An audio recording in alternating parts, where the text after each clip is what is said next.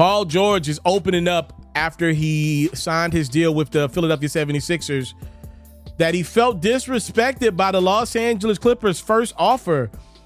George, on his podcast, said, "I never wanted to leave LA. It's home. That's where I want to finish at. And I wanted to work as hard as possible to win one in LA." But George admitted that the first offer the Clippers gave him, let's say around January, was 2 years, $60 million, to the point where George admitted that he felt disrespected, even shut down contract negotiations in season around All-Star break because of that. He said the Clippers did come around to giving him the Kawhi offer that they were not willing to give him at first, which was 3 years, $150 million. But then at that point, George was like, yo, I kind of feel like y'all not invested in me 100%. Can I get a no trade clause? Clippers said no to that. And that's what led to George leaving Los Angeles in favor of Philadelphia, 4 years, $212. No trade clause, but gets that 4-year commitment from Philadelphia, which George knows, like I know, it would be very difficult to trade that contract. So no, he didn't get a no trade clause, but he kind of got a no trade clause. 4 years at over 50 a pop from an aging star. I don't think you're going to be able to trade that contract. I've seen crazier things, though.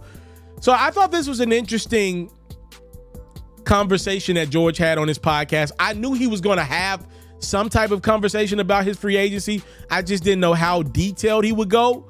I feel like both Paul George and the Clippers failed in negotiations, and both allowed their ego to get in the way. The Clippers failed by giving Kawhi Leonard a deal before they gave Paul George. For the life of me, that does not make sense to me. I don't understand that one. George has been healthier than Kawhi. Neither of these dudes have exuberant personalities. So from a branding perspective, I would have to go look at the jersey sales between Kawhi and George. I feel like it's probably similar. So if that's the case, give the healthier guy the contract first. Kawhi literally ended up getting hurt the same season that he got a new deal in. What had he done to get a new deal that George didn't do? So you give Kawhi the deal first. You're unwilling to give George the same type of money. The Clippers failed. I also think Paul George failed. He ended up pretty much getting the Kawhi offer by the end of things, even though it got personal, even though he initially felt disrespected. He could have swallowed his pride and accepted that 3-year, $150 some odd million offer, stayed in LA, where his family's comfortable. He admitted that it's very difficult for him to leave Kawhi because they never were able to finish what they started. He's now going to the East Coast, which I don't know too many people who want to leave the West Coast in favor of the East Coast, especially when they're from the West Coast. You're joining a lot of what ifs of a squad in Philadelphia, which I believe there's a world where if the Sixers lose again before the conference finals, Embiid will leave that team. In theory, the Sixers look good on paper, but it is still just paper. I think George and the Clippers both should say, we dropped the ball. We didn't figure this out. We disrespected one another in our negotiations. And that's a shame because the Clippers could use George, and I believe George's family would have loved to stay in Los Angeles. Time, love, and support. It's what your boy would never take for granted.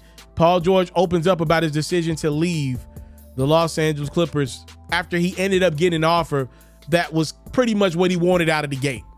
That male ego, man, I'm telling y'all, nothing like it. I'm out. I have a wild goal for the month of July. I want to post 300 Facebook videos and 300 YouTube videos. I want to work so hard this month that 10,000 people will follow me on my new Instagram account, As Told by Ferro. I'm thanking you in advance because I know y'all gonna support your boy.